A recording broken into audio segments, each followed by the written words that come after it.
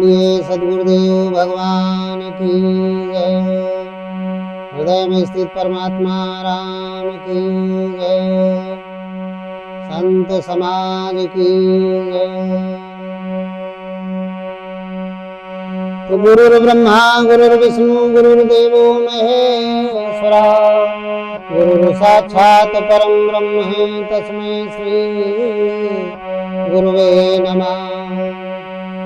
तो गिरिजानंदन गजबदन जय जय श्री गणेश, जय जय माता सरस्वती, जय जय भारत देश। ध्यान मूलम गुरुर्मूर्ति पूजा मूलम गुरुपदम, मंत्र मूलम गुरुर्वाक्यम कृपा। अवखंड मंडलाकारं व्याप्तेन चराचरं, तत्पदं दर्शितं येन तस्मै श्री गुरुवे नमः। ओम बोलिए सद्गुरुदेव भगवान की जय। मेरे प्रिय श्रोता बंधुओं, आज का बड़ा सुंदर प्रसंग है। हमारे भक्तिकालीन कवि संत परम स्मरणीय वंदनीय दोनों संत कबीरदास जी और संत तुलसीदास जी, ये दोनों संत तत्वदर्शी संत थे और दोनों संतों ने ब्रह्म विद्या लिखित लिपिबद्ध किया, गीता का अनुवाद किया। संत कबीर ने बीजक के रूप में और गोस्वामी तुलसीदास जी ने रामचरित मानस के रूप में। तो दोनों लोगों का ये प्रसंग है, सत्संग है।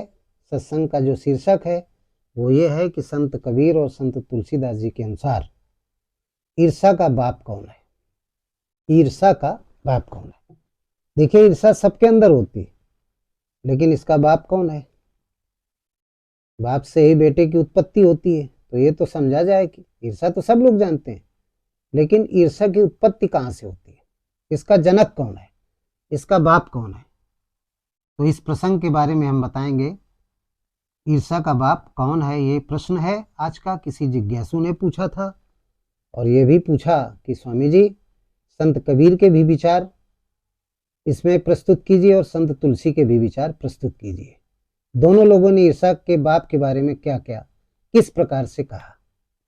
तो आइए आज हम आप लोगों को उस जिज्ञासु के प्रश्न का उत्तर मैं अपनी वाणी के माध्यम से, इस सत्संग के माध्यम से प्रत्यक्ष और अप्रत्यक्ष रूप में सुनने वाले सभी प्रेममयी श्रोता बंधुओं को मैं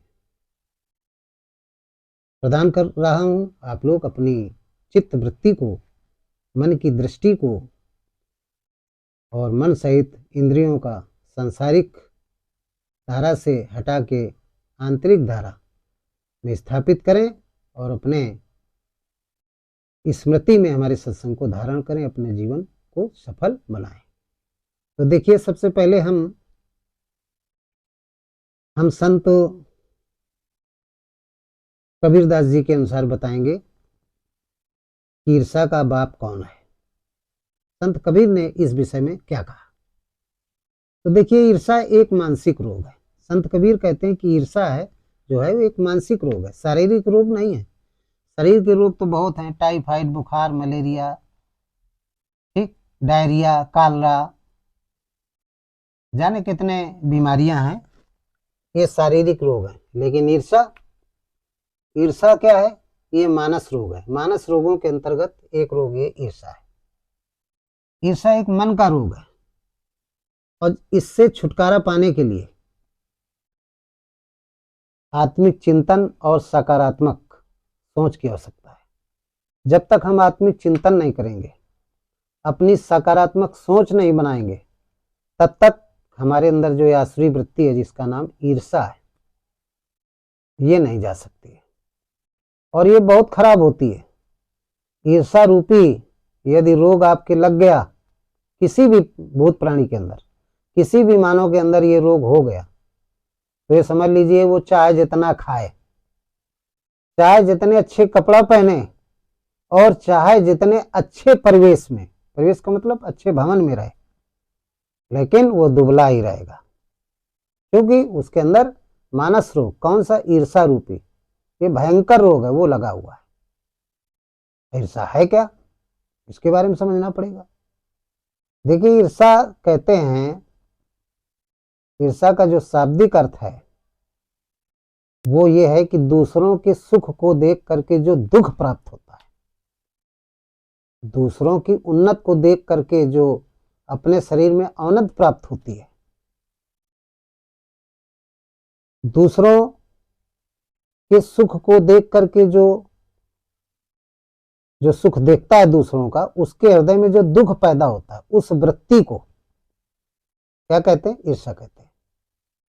बिना कारण के अगला व्यक्ति आपका कोई कुछ नहीं बिगाड़ा, वो अपना परिश्रम कर रहा है और उससे अपना धन अर्जन किया, और धन अर्जन करने के बाद अपना मकान बनवाया, सारा काम कर रहा है, बच्चों को पढ़ा रहा है, लिखा रहा है, तो उसको देख करके जो इस प्रवृत्ति के लोग होते हैं, इनको क्या कहते हैं, नीच कहते हैं, वो नीचे श्रेणी में जाने वाले, ऐसे लोगों को बड़ा दुख होता है। तो इस वृत्ति को क्या कहते हैं, ईर्ष्या कहते हैं। अपने दुख से दुखी नहीं, दूसरों के सुख से ज्यादा दुखी हैं, वो ईर्ष्यालु लोग होते हैं। इसको, इस वृत्ति को, इस आदत को, इस स्वभाव को ईर्ष्या कहते हैं। तो ये तो हो गई ईर्ष्या। अब बात आती है कि भाई ईर्ष्या तो हम समझ गए, संत कबीर कहते हैं, इसलिए मेरे प्रिय शिष्यों और भविष्य काल के भी जितने भी समस्त अनुरागी भक्त होंगे, मैं सबके लिए कह रहा हूं, संत कबीर कहते हैं कि इस ईर्ष्या को मन से निकाल दो। और इसी को रामधारी सिंह दिनकर, अच्छे हिंदी के कवि थे, उन्होंने भी लिखा था एक निबंध, आप लोगों ने पढ़ा होगा, ईर्ष्या तू न गई मेरे मन से। उन्होंने इसी पर एक लेख लिखा। जो भक्ति काल के कवियों ने इस पर चर्चा की अपने ग्रंथों में, तो रामधारी सिंह दिनकर ने भी हिंदी में लेख लिखा, ईर्ष्या तू न गई मेरे मन से, उस पर एक निबंध लिखा। क्योंकि यदि ये इम्पोर्टेंट वृत्ति नहीं होती, आसुरी वृत्तियों में इम्पोर्टेंट वृत्ति नहीं होती, तो इतने सारे लेखक कभी इस पर प्रकाश नहीं डालते। तो ईर्ष्या व्यक्ति को अंदर से खोखला करती है और मन को अशांत कर देती है।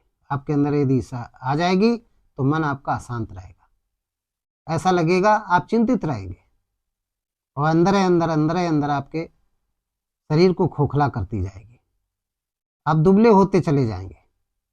ये ऐसी बीमारी होती है।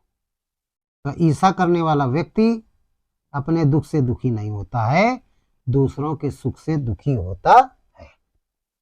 ज्यादातर वो दूसरों के दुख से, दूसरों के सुख से ही दुखी होता है। ऐसे ईर्ष्यालु व्यक्ति को दूसरों पर झूठा आरोप लगाने का बड़ा शौक रहता है, बिना कारण के झूठा आरोप लगाते रहते हैं, उसको नीचे गिराने का प्रयास करते रहते हैं, अपने अंदर के अवगुणों को नहीं देखते हैं कि हम में कितने बड़े अवगुण हैं, लेकिन दूसरों के दोषों को देखते हैं और उन दोषों का वो बखान करने का प्रयास किया करते हैं। ऐसे ईर्ष्यालु लोग होते हैं। तो ऐसे लोगों से बहुत सावधान रहना चाहिए। संत कबीर ने कहा है, ईर्ष्या तो सबके अंदर होती है, लेकिन किसी के अंदर कम होती है, किसी के अंदर ज़्यादा होती है। तो हमें दूसरों के दोषों को बाद में देखना चाहिए, पहले अपने दोषों को देखना चाहिए। क्यों? क्योंकि हम दूसरों के दोषों को तो देखने जा रहे हैं, हो सकता है इससे ज़्यादा हम दोषी हों। तो एक उन्होंने अपने दोहे में लिखा है, क्या कि बुरा जो देखने में चला और बुरा न मिलया कोई, और जो दिल खोजा आपनो कि मुझसे बुरा न हो।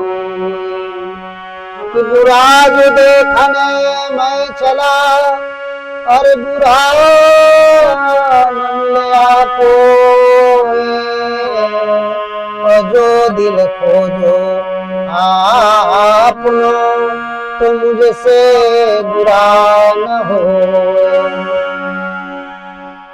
संत कबीर कहते हैं बुरा जो देखन में चला बुरा न मिलया कोई, और जो दिल खोजा आपनो तो क्या पाया मुझसे बुरा ना होए, मुझसे बुरा ना हो। जितना मैं बुरा हूं उतना अगला बुरा नहीं है। जब अपने अंदर झांक के देखा तो दूसरों की बुराई देखने के पहले अपने अंदर की बुराई और अच्छाई देखना चाहिए कि हम कितने अच्छे हैं और कितने बुरे हैं। आजकल क्या है, ये ईर्ष्या का जो क्रम है ये ज्यादातर क्रम खास ब्लड में होता है। किसमें होता है? खास ब्लड में होता है। भाई बहन से ईर्ष्या करता है, बहन भाई से ईर्ष्या करती है, भाई भाई से ईर्ष्या करता है, पत्नी देवरानी जेठानी से ईर्ष्या करती है, जेठानी देवरानी से ईर्ष्या करती है। ये आपसी ब्लड में ईर्ष्या नाम का जो असुर है, दैत्य है, ये ज्यादा हावी रहता है मोस्टली सभी घरों में। बाहर वालों से तकलीफ नहीं है, बाहर के लोगों से कोई तकलीफ नहीं।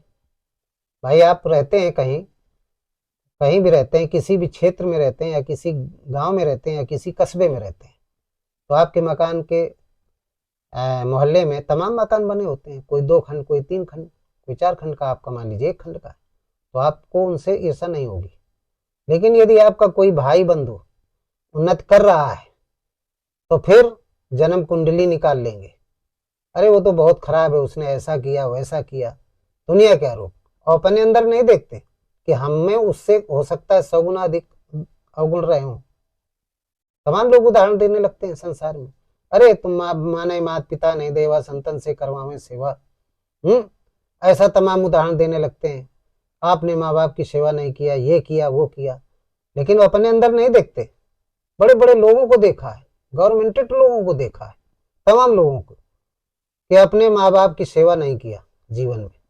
जीवन में क्या है, वो पड़े रहे बाहर, पत्नी को लिए बाहर ही पड़े रहे, माँ बाप की सेवा नहीं किया, माँ बाप बेचारे तरसते रहे, भाई उनके तरसते रहे, और माँ बाप की सेवा नहीं किया, पड़े रहे ससुरालों में, वहीं खा पी रहे हैं, जीवन बिता रहे हैं। और इसके बाद थोड़ा पैसा आ गया तो फिर दूसरों पर दोष निकालना शुरू किया। उनके अंदर कितने चरित्रहीन रहे, जाने कितने ऐब होते हैं ऐसे लोगों के पास। तो लोग अपने अपने दोषों को नहीं देखते, दूसरों के दोषों को देखने के लिए तत्पर रहते हैं। वो उनके अंदर ईर्ष्या नाम का बहुत बड़ा असुर होता है। और ऐसे लोगों की जानते हो दुर्दशा क्या होती है? कहीं कुछ नहीं, सब यहीं भोगना पड़ता है और भोगते रहते हैं। ईर्ष्यालु लोग बड़े कृपण होते हैं, अपना खाना जानते हैं, दूसरों के सुख को नहीं, स्वयं खा लेंगे, दूसरों के अच्छा खा लेंगे, दूसरों को खिलाने में उन्हें बड़ी दिक्कत होती है। तो बहुत सारी परिभाषाएं, बहुत सारे उदाहरण हैं। तो संत कबीर कहते हैं कि हर व्यक्ति के अंदर ईर्ष्या होती है, किसी के अंतःकरण में मन लेस मात्र होती है और किसी के ज्यादा होती है। जब हम वृत्ति को दूसरों पर ही, उनके उन्नति पर ही हम लगाएंगे, देखेंगे कि बड़ी उन्नत कर रहा है, तो हम जलेंगे, और जलना ही ईर्ष्या है। उनकी बुराई देखना ही ईर्ष्या है। इसी क्रिया को, इसी वृत्ति को ईर्ष्या कहते हैं। तो संत कबीर कहते हैं दूसरों की बुराई देखने के पहले अपने अंदर झांक लेना चाहिए, अपने अंदर देखना चाहिए कि हम कितने अच्छे हैं, तब दूसरों पर बुराई करना चाहिए। और यदि उनको कोई मिल जाए, कौन सा व्यक्ति और मिल जाए शकुनी जैसा रोल अदा करने वाला, चुगलखोर व्यक्ति मिल जाए, उसका साथी बन जाए, तो उसकी ईर्ष्या और बढ़ जाती है। फिर तो और वो काम क्या करता है वो चुगलखोर व्यक्ति, जैसे आग में घी डालने का, और आग बढ़ती है। इसी तरीके से जब चुगलखोर व्यक्ति उसका साथी बन जाएगा तो उसकी ईर्ष्या और बढ़ेगी, तो चुगलखोर भी मरेगा और वो भी मरेगा। शरीर दोनों के एकदम कांटे जैसे रहेंगे, क्योंकि उन्हीं के विचार खाएंगे। तो संत गोस्वामी तुलसीदास जी ने लिखा है कि वो राम के विरोधी होते हैं, उनको सत्संग अच्छा नहीं लगता है। चाहे जितना भी कोई सत्य का सत्संग लिखे, तो संत गोस्वामी जी ने भी लिखा है और संत कबीर ने भी कहा है। गोस्वामी जी ने क्या कहा है कि ऐसे लोगों के अंदर ना तो श्रद्धा होती ना विश्वास होता है, स्वार्थ के वशीभूत होते हैं, ईर्ष्यालु होते हैं। उनके लिए क्या, चाहे कितना भी आपका सगा कोई रिश्तेदार क्यों ना हो, चाहे कोई आपका बहुत खास ही ब्लड का रिश्ता क्यों ना हो, उसको क्या करना चाहिए, उसको तो कहते हैं कि जही श्रद्धा संबल रहते कि नहीं संतन कर साथ, और तिनको मानस अगमयति कि जिनहि ना प्रिय रघुनाथ। जेहि श्रद्धा संबल रहित ओ नहीं संतन कर साथे, तिनको मानस अगमयति कि नहीं न प्रिय रघुनाथ। तिनको मानस अगमयति कि जिनहि न प्रिय रघुनाथ। ऐसे लोगों को मानस या राम कथा बहुत अगम लगती है, क्योंकि उनके अंदर न श्रद्धा होता है, न विश्वास होता है और न संतों का साथ वो करते हैं।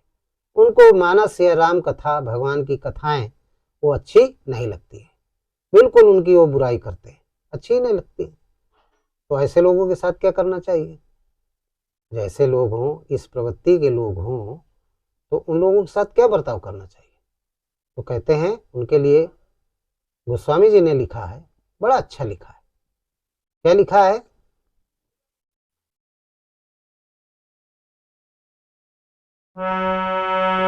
कि जाके प्रिय है ना राम वैदेही, तजहु कोटि बैरी समय यद्यपि परमेश्वर।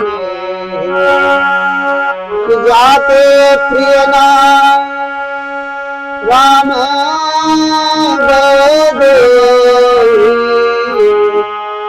तजहु कोटि बैरी समय यद्यपि परम स्नेही।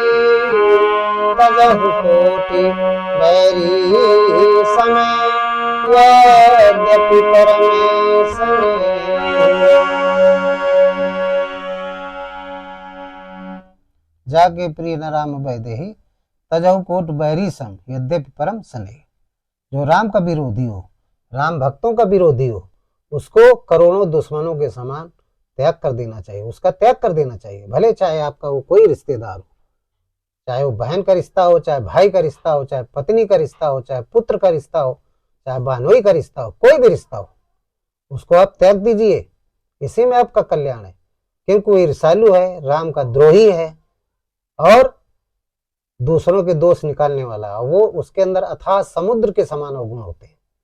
इससे वो तो 24 घंटे परेशान रहता है, उसका परिवार परेशान रहता है, उसके बच्चे परेशान रहते हैं, सारे लोग परेशान रहते हैं, क्योंकि उसके क्या होता है, दिन रात कलह रहती है, घुलता रहता है। दौलत कितनी भी हो, उससे कोई मतलब नहीं, लेकिन फिर भी सब कुछ राम विमुख संपत्ति प्रभुताई, और जाए रही पाई बिन पाई। संपत्ति बहुत होती है, लेकिन सब ऐसे ही चली जाती है, कोई सुख नहीं मिलता जीवन का।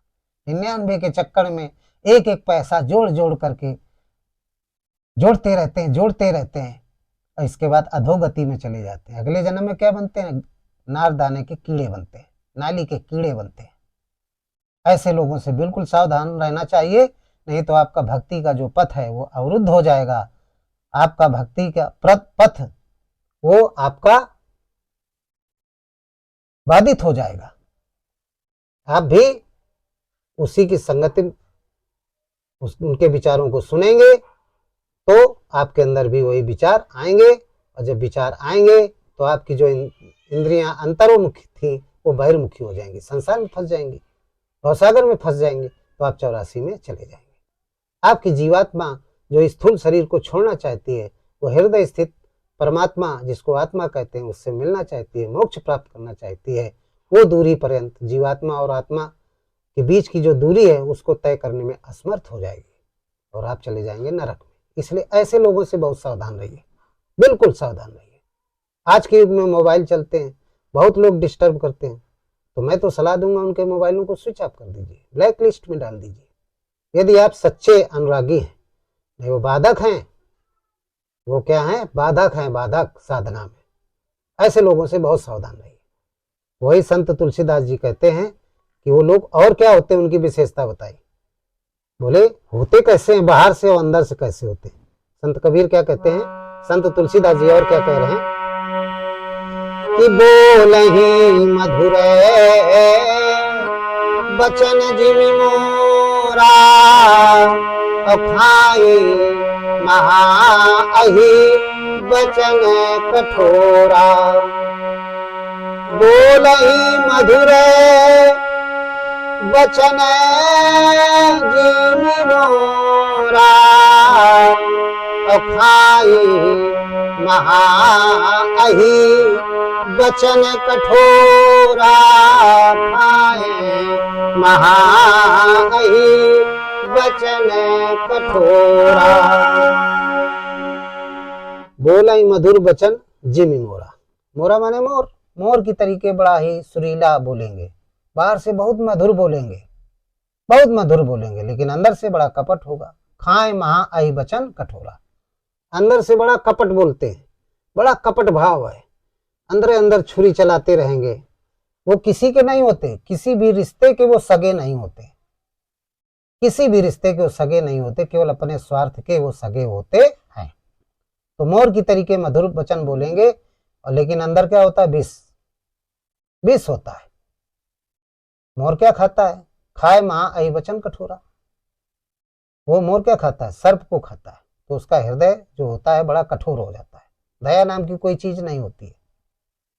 और इसके अलावा और क्या उनके अंदर अवगुण होता है, उसके बारे में संत गोस्वामी तुलसीदास जी ने लिखा कि काहू की जो सुनहि बड़ाई, अश्वास ले जनु जोड़ी आए।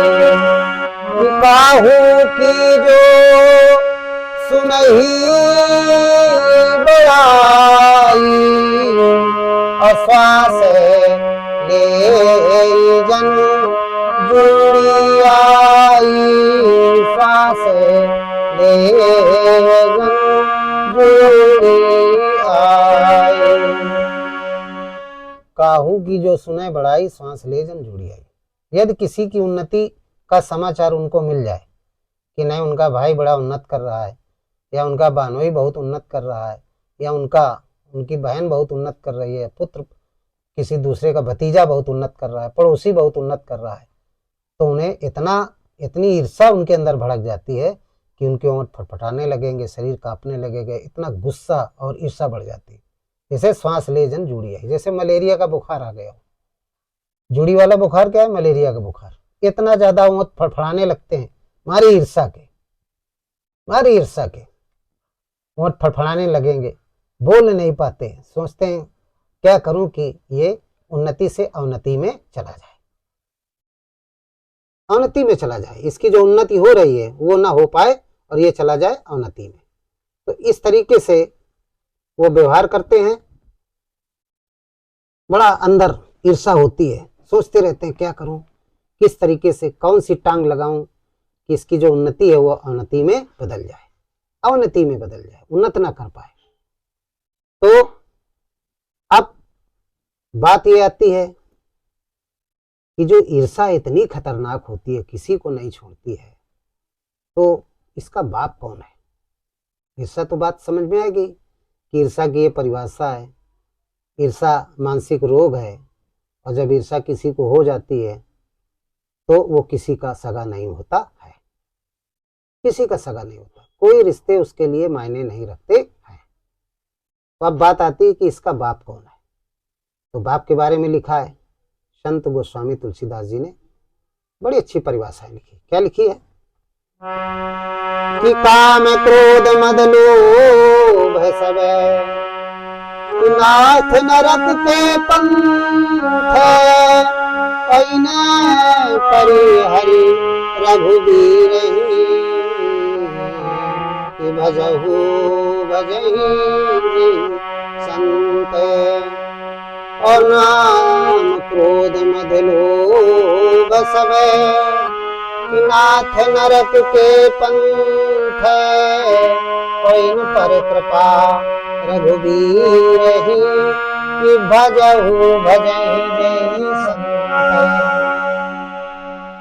काम क्रोध और लोभ, ये बताया, काम क्रोध और लोभ ये तीनों इसके क्या हैं? जनक हैं, ईर्ष्या के जनक हैं, ईर्ष्या के बाप हैं। ये संत गोस्वामी तुलसीदास जी ने बताया। ये मंदोदरी भी रावण को समझा रही थी कि काम क्रोध और लोभ मत, महाराज ये नरक के पंथ हैं, नरक के रास्ता है, नरक की दिशा में ले जाते हैं, 84 की तरफ ले जाते हैं। इसलिए इनको अपने शरीर से, अपने अंतःकरण से, अपने मन से निकाल दीजिए, वो समझाती है। तो यहाँ पे गोस्वामी जी ने समझाया कि ईर्षा का जो बाप है वो काम, क्रोध और लोभ है। काम आएगा, काम उत्पन्न होगा, फिर इसके बाद काम, क्रोध और लोभ।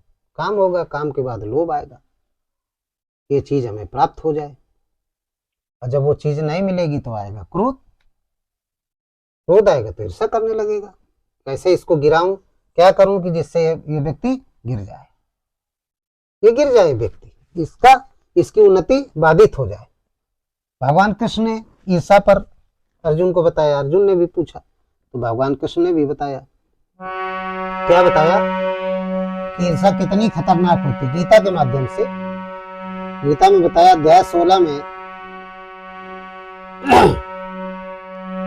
श्लोक 2 में बताया उन्होंने, 21 श्लोक में, अध्याय 16 के श्लोक नंबर 21 में भगवान श्री कृष्ण ने अर्जुन को ईर्षा के बारे में बताया।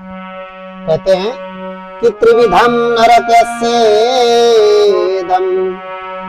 कि द्वारम नाशनम आत्मनः अकाम क्रोधा स्थिता लोभस्ते अस्मादेतते त्रयमेत्युज्यते त्रिविधं नरकस्येदं अद्वारम नाशनम आत्मना अकामः क्रोधा स्थितः लोभस्ते अस्मादेतत्रयं त्यज्यते। भगवान कृष्ण कहने लगे, अर्जुन, त्रिविधम नरक अस्येदम, नरक के 3 द्वार हैं, अस्येदम द्वारम, नरक के 3 द्वार हैं। नाशनम आत्मना, जो आत्मा का नाश करते हैं, कौन कौन से? कामः क्रोधा स्थमा लोभस्त, काम, क्रोध और लोभ, ये तीनों क्या है? नरक के द्वार हैं, ईर्षा के बाप हैं। अस्मादेतत् त्रयम् त्यजते, इसलिए हर प्राणी को इनको त्याग देना चाहिए, क्योंकि इन्हीं से ईर्षा की उत्पत्ति होती है। और ईर्षा यदि आ गई तो फिर ये समझ लीजिए कि मानसिक और शारीरिक, सामाजिक, आर्थिक सब प्रकार का विनाश होगा, सारी हानियां होंगी। मानसिक रूप से आप चिंतित रहेंगे, आर्थिक रूप से आप चिंतित रहेंगे, मानसिक रूप से, आर्थिक रूप से, सामाजिक रूप से और शारीरिक रूप से। शरीर भी आपका नष्ट होगा, दुबला हो जाएगा। जब दुबला शरीर होगा, बलिष्ठ नहीं होगा तो आप काम नहीं कर पाएंगे, तो आर्थिक स्थिति कमजोर हो जाएगी। समाज में भी आपका वर्चस्व कम हो जाएगा, क्योंकि दिन रात दूसरों की निंदा करेंगे, उस निंदा के शिकार होंगे, किसी ना किसी से करेंगे। तो जो अच्छा व्यक्ति, उसकी आप निंदा करेंगे तो तुम्हारे कहने से थोड़ा उसको लोग बुरा मार कहेंगे, वो तो अच्छा होता है, सत्य सत्य होता है। सत्य को परेशान किया जा सकता है, पराजित नहीं किया जा सकता। भगवान कृष्ण ने अर्जुन से कहा, इसलिए निंदा की चिंता न करो। वो कहता है कि इनको हम मारेंगे, ये हमारे सब खड़े युद्ध क्षेत्र में, तो इसमें हम निंदा के पात्र बनेंगे। तो उन्होंने कहा, नहीं, निंदा के पात्र आप नहीं बनेंगे। काम, क्रोध, लोभ, ये किसको पैदा करते? ईर्षा को। और ईर्षा किसको पैदा करती है? निंदा को। तो निंदा का बाप ईर्षा, ईर्षा का बाप काम, क्रोध और लोभ। तो ईर्षा से बचने के लिए हम अपने अंदर सकारात्मक सोच बनाना बहुत जरूरी है। इंद्रियों का निरोध करें, संयमित करें, सत्संग सुने, प्रतिदिन अच्छे धर्म शास्त्रों का पठन करें, तो आपकी जो ईर्षा है वो कम हो जाएगी। तुलसीदास जी ने और लिखा है कि तुलसी ममता राम सो ममता सब संसार, राग न रोष न दोष दुख, कि दास भय भव पार। कि तुलसी ममता राम सो, ईर्षा कैसे जाएगी? तुलसीदास जी बताते हैं कि तुलसी ममता राम सो कि समता सब संसार, और राग न रोष न दोष दुख, कि दास भय भव पार। तुलसी ममता राम सो। जब आप राम से ममता कर लेंगे, राम से स्नेह करने लगेंगे, हृदय स्थित परमात्मा राम का भजन करने लगेंगे, तो आपके अंदर की ईर्षा खत्म हो जाएगी। लेकिन वो तो राम का द्रोही होता है। जाके प्रिय न राम वैदेही, तजौ कोट बैरी सम यद्य परम स्नेही। वो तो राम का द्रोही होता है। तो गोस्वामी जी कहते हैं द्रोही है, लेकिन यदि राम को अपना ले, राम की भक्ति करने लगे, तो फिर क्या होगा? समता सब संसार, और सारे संसार पर समता रखे। समता का मतलब समान दृष्टि रखे। सिया राम में सब जग जानी, करहु प्रणाम जोर जुग पानी। संसार के प्रति ये भाव हो जाए, और भगवान श्री जो अंतःकरण में निवास करने वाला ब्रह्म है, जिसको राम कहते हैं, उसके प्रति स्नेह हो जाए। दो चीजें बताई। और जब ये हो जाएंगी तो राग न रोष न दोष दुख, दास भय भव पार। संत तुलसीदास जी कहते हैं कि फिर राग रोष और दोष ये सब हट जाएंगे, काम क्रोध लोभ सब हट जाएंगे, ईर्षा खत्म हो जाएगी, और दास भय भव पार। वो जीवात्मा इस 84 लाख योनियों रूपी जो भवसागर है, इसमें फिर दोबारा नहीं पड़ेगी, मुक्त हो जाएगी। अष्टधा मूल प्रकृति जो ये शरीर है, पंचभूतों से बना है, छित जल पाओ गगन समीर, इससे मुक्ति हो जाएगी। जन्म मरण के चक्कर में नहीं पड़ेगा। उसी को संत कबीर ने कहा, जप मरे अचपा मरे, आनंद हो मर जाए, सुरत समानी शब्द में ताई काल न खाए। उसको फिर काल नहीं खाता है, वो फिर जन्म मरण के चक्कर से दूर हो जाता है, मोक्ष मिल जाता है। तो ईर्षा बहुत खराब चीज है, इससे बचना चाहिए, ये बहुत ही खतरनाक है। ईर्षालु व्यक्ति दूसरों की निंदा करके आनंद पाता है। दूसरों की निंदा करेगा, बड़ा खुश होता है, लेकिन ये आनंद उसका होता कितनी देर का? क्षणिक होता है और व्यर्थ होता है। निंदा करके बड़ा प्रसन्न होगा, अरे वो बहुत खराब व्यक्ति है, उसने ऐसा किया वैसा किया, बड़े प्रसन्न है, लेकिन थोड़ी देर के लिए। और उसको ये नहीं पता कि निंदा क्या चीज होती है। संत कबीरदास ने लिखा कि निंदक नियरे राखी आंगन कुटी छवाए, और बिन साबुन पानी बिना निर्मल करे स्वभाव। निंदक व्यक्ति को अपने पास रखना चाहिए। पास का मतलब है कि उसके विचार यदि हम सुने उसके बारे में, तो उन विचारों को अपने अंदर रख करके अपने अंदर के जो अवगुण है उनसे शिक्षा लेनी चाहिए। अपने अंदर की जो निंदा है उसको निकाल बाहर करें, दुर्गुणों को निकाल बाहर करें। ठीक क्यों? क्योंकि उसकी निंदा को सुन करके हमारे अंदर जो अच्छे लोग हैं वो बिना साबुन और पानी के इस मन को साफ कर लेते हैं। इसलिए उन्होंने कहा उनको पास में रखिए। निंदक निरे राखिए आंगन कुटी छवाए, और बिन पानी साबुन बिना निर्मल करें स्वभाव। उनसे निंदा न करो, उनकी निंदा से सीखो, और अपने अंदर की जो निंदा है उसको दूर करिए। जो मन के अंदर निंदा है, यदि दूर नहीं करेंगे तो फिर आप कहाँ जाएंगे? रौरव नरक में जाएंगे।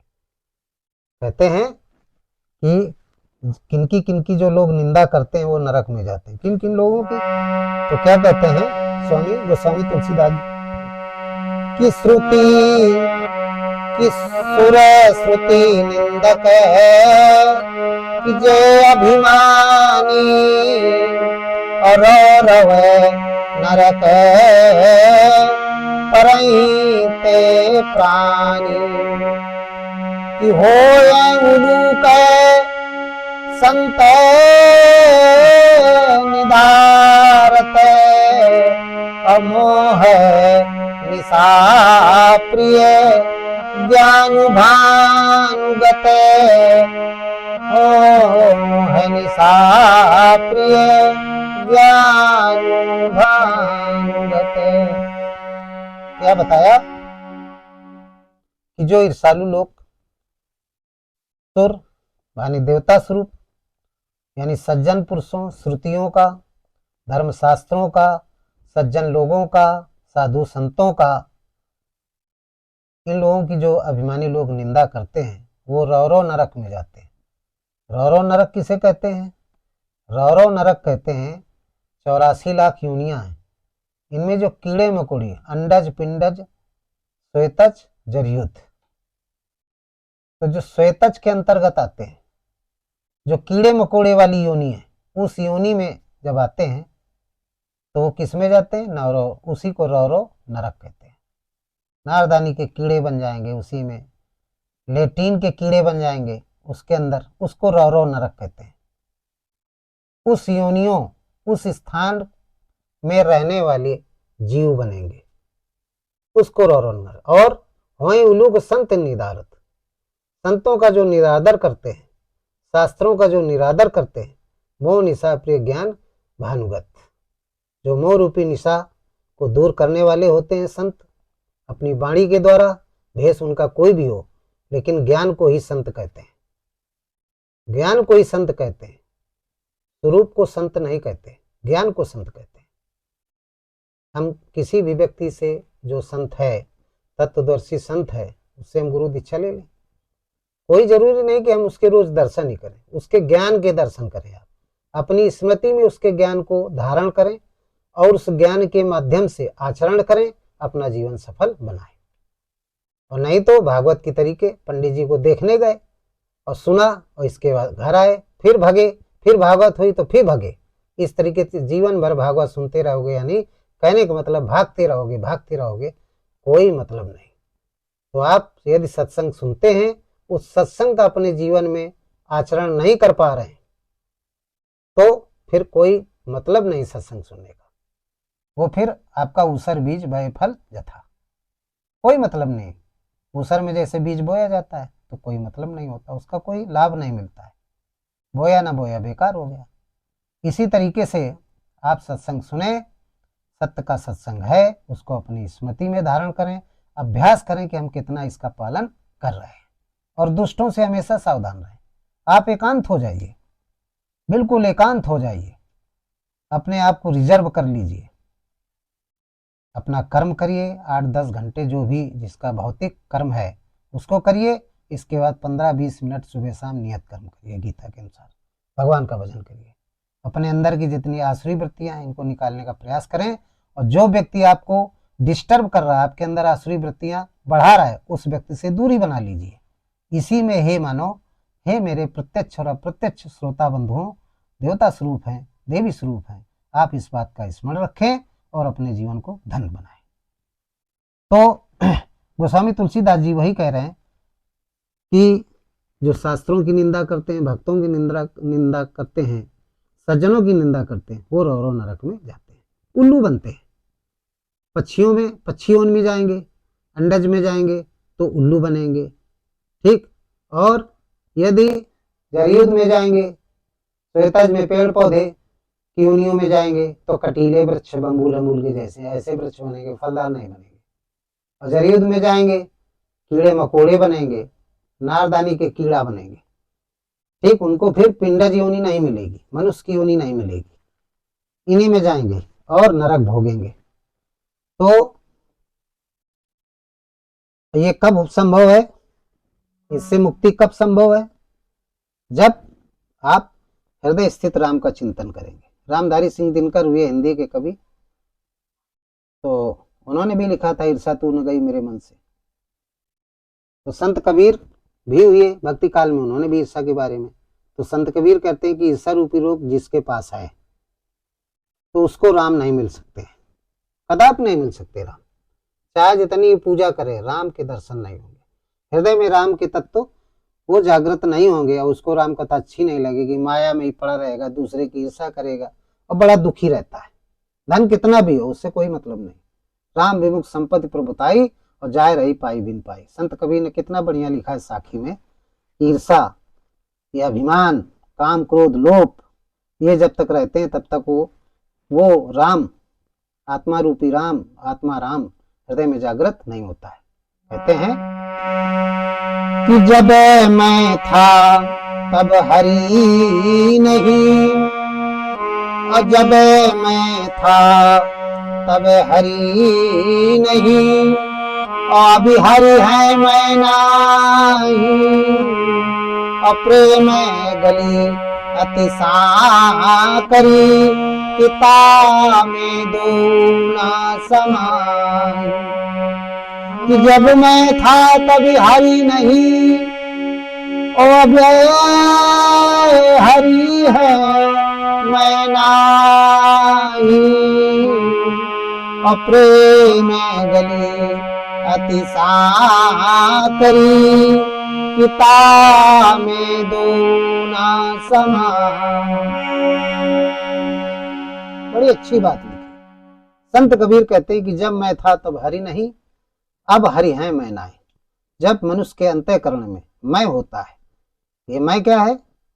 ये मैं काम क्रोध मद लोभ ईर्षा द्वेष, ये राक्षस है, अहम होता है, अहंकार होता है। चाहे ईर्षा का अहंकार हो, चाहे धन का अहंकार हो, चाहे बल का अहंकार हो, चाहे ज्ञान का अहंकार हो, अहंकार है तो भगवान का फिर प्रादुर्भाव अंतःकरण में नहीं होता, आत्मा की जागृति नहीं हो सकती है। वही कहते हैं जब मैं था तब हरि नहीं। जब मैं होता है तब भगवान का वास नहीं होता, और जब भगवान का वास होता है तो मैं नहीं होता है। ठीक उसी तरीके से प्रेम गली अति साकरी, ये जीव और आत्मा की दूरी पर्यंत जो गली है वो इतनी सकरी होती है, तामे दो ना समाए, उसमें दोनों एक साथ नहीं चल सकते, दोनों एक साथ नहीं रह सकते हैं। मैं होगा तो हरि नहीं होंगे, हरि होगा तो मैं नहीं होगा, दोनों एक साथ नहीं रह सकते। कोई सोचे कि मैं भी हम अंदर रखें और भगवान की प्राप्ति कर लें, हमारे अंदर काम क्रोध मद लोभ ईर्षा द्वेष है, और हम खूब मंदिर जाएं, खूब वहाँ पे जल चढ़ाएं, सारे जितने भी कर्म है अच्छे, जो सांसारिक दृष्टि में अच्छे कर्म लगते हैं, कथा भागवत दान पुण्य सब करें, लेकिन यदि मैं है, अहंकार है, ईर्षा है, तो कोई मतलब नहीं, वो पूजा व्यर्थ चली जाती है, किसी काम की पूजा नहीं होती है, उसका फल नश्वर होता है, वो अपूज्य पूजा होती है। अपूज्यते यत्र पूजन्ते ना पूजने पूज्यते त्रीनि तत्र भविष्यन्ति दुर्भिक्षम मरणम भयम। भगवान शंकर ने माता पार्वती से कहा था कि ये अपूजनीय पूजा, जिसकी पूजा नहीं करनी चाहिए उसकी लोग पूजा करते हैं, जिसकी पूजा करनी चाहिए उसकी नहीं करते हैं, जो आचरण ग्रहण करना चाहिए वो आचरण ग्रहण नहीं करते, जो आचरण नहीं ग्रहण करना चाहिए वो ग्रहण करते हैं। तो ऐसे लोग तीन प्रकार के महादुख प्राप्त करते हैं, दैहिक दैविक और भौतिक, यानी दुर्भिक्षम मरणम और भयम। भयानक दुर्भिक्षा आ जाएगा, भयानक बीमारी आ जाएगी, और मरने का हमेशा भय बना रहता है, क्योंकि उनके अंदर काम क्रोध मद लोभ ईर्षा द्वेष कूट कूट के भरा हुआ है। तो ये निकलेंगे कैसे? अर्जुन ने कहा प्रभु निकलेंगे कैसे? माता पार्वती जी ने भगवान शंकर से कहा प्रभु निकलेंगे कैसे? भरत जी ने श्री राम जी से कहा प्रभु निकलेंगे कैसे? और संत कबीर से, संत कबीर के शिष्यों ने कहा कि भगवान निकलेंगे कैसे? गोस्वामी जी से, गोस्वामी जी के शिष्यों ने कहा है भगवान निकलेंगे कैसे? और आजकल के भी सदगुरुओं से, जो तत्वदर्शी सदगुरु हैं, उनसे भी अनुरागी शिष्य कहते हैं कैसे निकलेंगे? तो उन्होंने कहा ये राम के भजन से निकलेंगे। राम का जब भजन करेंगे तो ये सारे अवगुण निकल जाएंगे, आपका शरीर, आपकी आत्मा, आपका मन निर्मल हो जाएगा। जब निर्मल मन हो जाएगा तो सारे विकार अपने आप खत्म हो जाएंगे। जब खत्म हो जाएंगे मन निर्मल हो जाएगा, निर्मल मन हो जाएगा भगवान की प्राप्ति हो जाएगी। निर्मल मन जन सो मोहि पावा, मोहि कपट छल छिद्रन पावा, भगवान स्पष्ट कहा है। तो मेरे प्रिय श्रोता बंधुओं, ईर्षा का बाप कौन है? काम क्रोध और लोभ, ये ईर्षा का बाप है। काम नहीं करना चाहिए, क्रोध नहीं करना चाहिए और लोभ नहीं करना चाहिए। चाहे पारिवारिक दृष्टि में काम क्रोध लोभ हो, चाहे सामाजिक दृष्टि में हो, बाहर हो, नहीं करना चाहिए। नहीं, इससे ईर्षा पैदा होती है, और ईर्षा यदि हो गई तो फिर आप किसी के नहीं रहे, आप सभी से द्वेष रखेंगे, चाहे वो आपका भाई हो, चाहे बहन हो, चाहे देवर हो, चाहे जेठ हो, चाहे पुत्र हो, आप किसी के नहीं है। और जो राम का नहीं वो किसी काम का नहीं। ये सारे जितने भी अवगुण हैं ये सब राम विरोधी है। तो जो राम का नहीं वो किसी काम का नहीं, इसलिए राम विरोधी को त्याग देना चाहिए। जाके प्रिय न राम वैदेही तजहु कोट बैरी सम, यद्यपि परम सनई। चाहे जितना खास रिश्तेदार हो उसका त्याग कर देना चाहिए, और नहीं तो कल्याण नहीं है। आप डिस्टर्ब रहेंगे, उससे बहुत दूरी बना लीजिए हमेशा के लिए। नहीं, वो तो अधोगति में जा ही रहा है, आपको भी ले जाएगा, उससे दूरी बना लो, समझ लो मर गया, खत्म मामला, इस संसार में नहीं है। तो इन्हीं शब्दों के साथ आज के प्रसंग को समाप्त करते हैं। बोलिए सच्चिदानंद भगवान की जय, सद्गुरुदेव भगवान की जय, संत समाज की जय, भक्त समाज की जय। सर्वे भवन्तु सुखना सर्वे सन्तु निरामया सर्वे भद्राणि पश्यन्तु मा कश्चित् दुःखभाग् भवेत्।